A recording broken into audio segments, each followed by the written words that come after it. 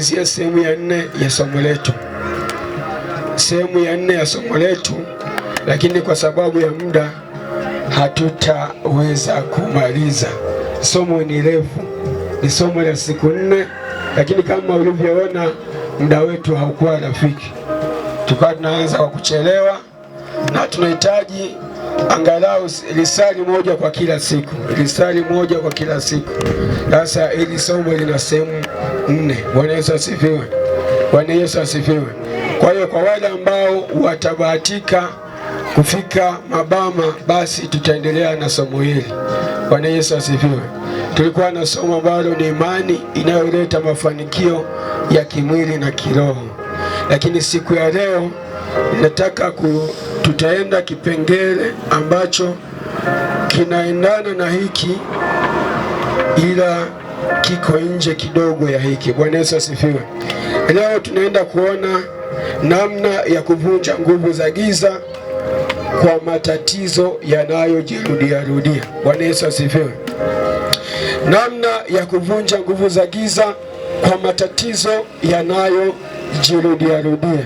Hilo ndio somo letu la siku ya leo, kwamba namna ya kuvunja nguvu za giza kwa matatizo yanayojirudia rudia.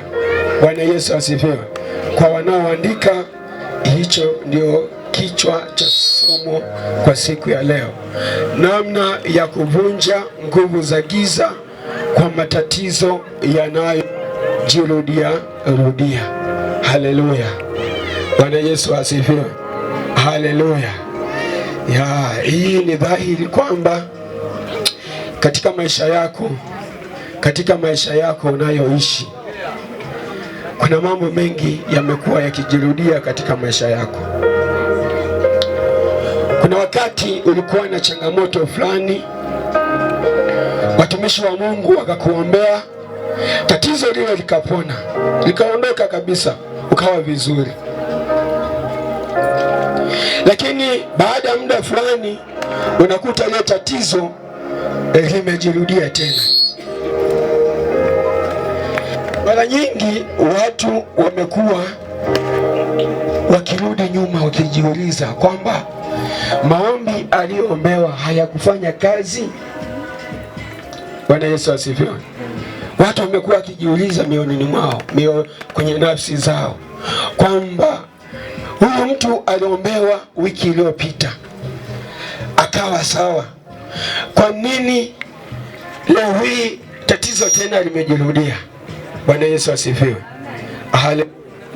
Yawezekana ilikuwa ni mapepo uliombewa yakaondoka, lakini bado yapo tena kwenye maisha yako. Yawezekana ulikuwa na ugonjwa fulani ukaombewa ukatoweka, ukapona kabisa 100%, lakini ugonjwa huo umejirudia tena. Saa nyingine unaweza kukuta haujajirudia kwa kawaida, umejirudia kwa kasi zaidi ya kile kiwango ambacho kilikuwa awali. Bwana Yesu asifiwe. Bwana Yesu asifiwe. Bila shaka tunaelewana, kuna watu matatizo ya hivyo yanakuwepo katika maisha. Bwana Yesu asifiwe. Umekuwa ukiombewa, roho za umaskini zinaondoka, lakini baada ya muda fulani mambo ya vile vile. Bwana Yesu. Haleluya, haleluya. Sasa je, hayo mambo yanatokana na nini? Na kwa nini yanajirudia rudia? Je, ufanyeje ili mambo hayo yaweze kuondoka moja kwa moja kwenye maisha yako? Bwana Yesu asifiwe. Bwana Yesu asifiwe. Haleluya. Kichwa cha ujumbe huu kwa siku ya leo kinapatikana katika Mathayo, kitabu cha Mathayo sura ya 11. Mathayo sura ya 11 mstari wa 28. Mtaniwea radhi, sauti yangu haiko vizuri sana kwa sababu ya maombi na mambo mengine. Bwana Yesu asifiwe. Kitabu cha Mathayo sura ya 11 mstari wa 28. Biblia inasema, njoni kwangu ninyi nyote msumbukao na wenye kulemewa na mizigo, nami nitawapumzisha. Bwana Yesu asifiwe.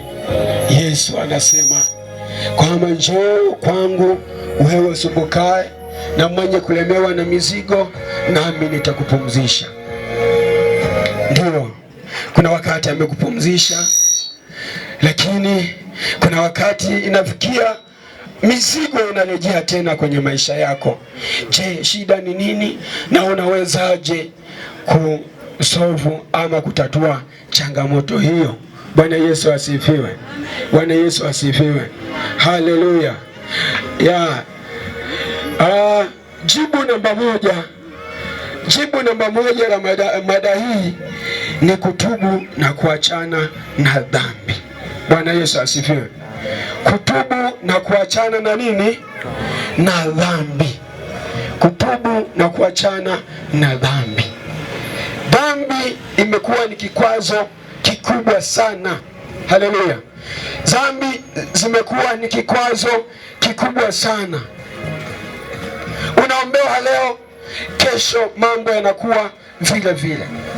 Unajiuliza, au watu wanajiuliza, huyu mtu kuna nini? Shida ni nini? Kumbe amealejea matapishi. Bwana Yesu asifiwe. Alikuja mahali hapa akaombewa, watumishi wa Bwana wakamwekea mikono, wakaamini kwamba mtu huyu ameokoka, lakini huyu mtu hajaacha dhambi. Zipo dhambi zinazoonekana, watu wanaziona, lakini zipo dhambi watu hawazioni, na dhambi hizo zimekuwa zikikutafuna hatua kwa hatua. Bwana Yesu asifiwe. Haleluya. Kila mtu anajua kwamba dhambi ni chukizo mbele za Mungu. Dhambi inafanyeje? Dhambi inafanyaje kazi ili kuleta matatizo yaliyoondoka kwenye maisha yako na kurejea? Unaweza kujiuliza, dhambi inafanyaje hiyo kazi? Unapofanya dhambi, maana yake unakaa mbali na uso wa Mungu. Bwana Yesu asifiwe. Dhambi inachokifanya, inaua connection kati ya Mungu na wewe. Maana yake roho yako na roho ya Mungu, au distance ya kwako na Mungu inategemeana na utakatifu. Bwana Yesu asifiwe. Kwa kadiri unavyokuwa mtakatifu ndivyo unavyomsogelea Mungu, na kwa kadiri unavyofanya dhambi ndivyo unavyozidi kukaa mbali na Mungu. Bwana Yesu asifiwe. Bwana Yesu asifiwe. Bwana Yesu asifiwe. Let's say, nitolee mfano. Hii nguzo ni Mungu na ni shetani. Bwana Yesu asifiwe.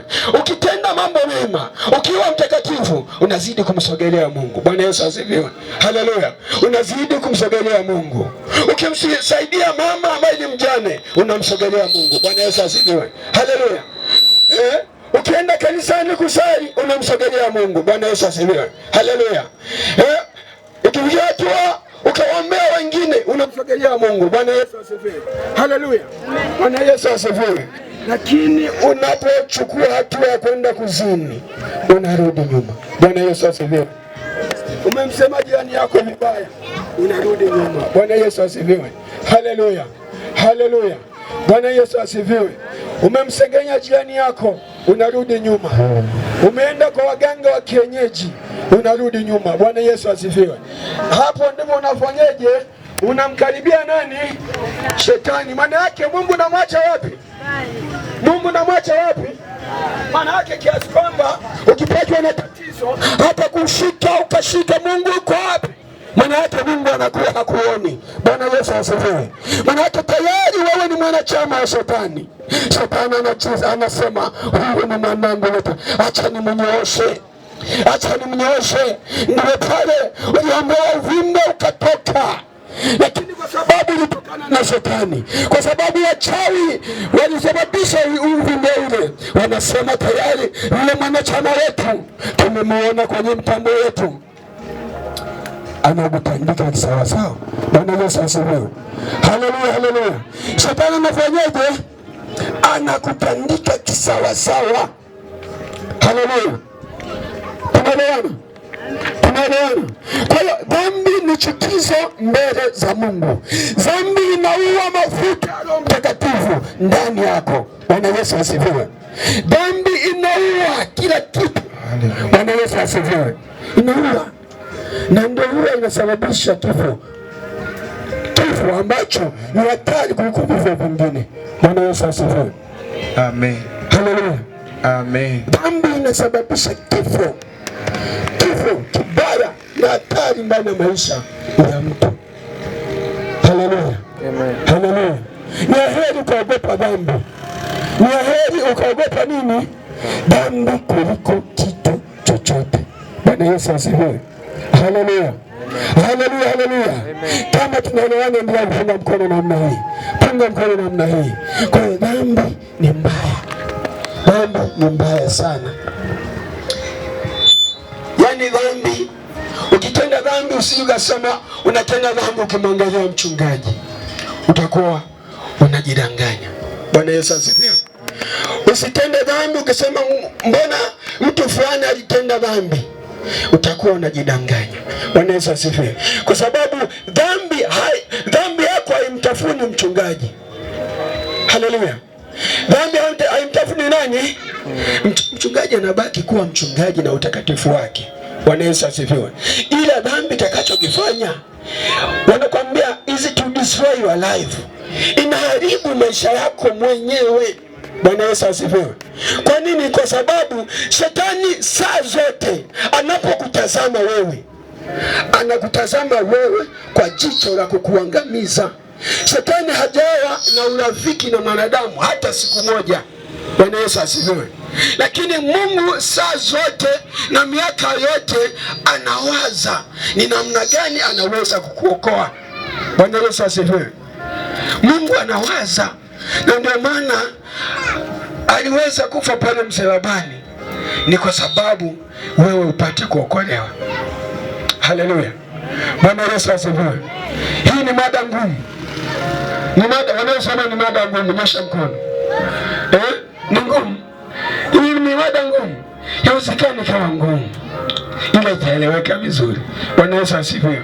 Haleluya. Haleluya. Dhambi inaua.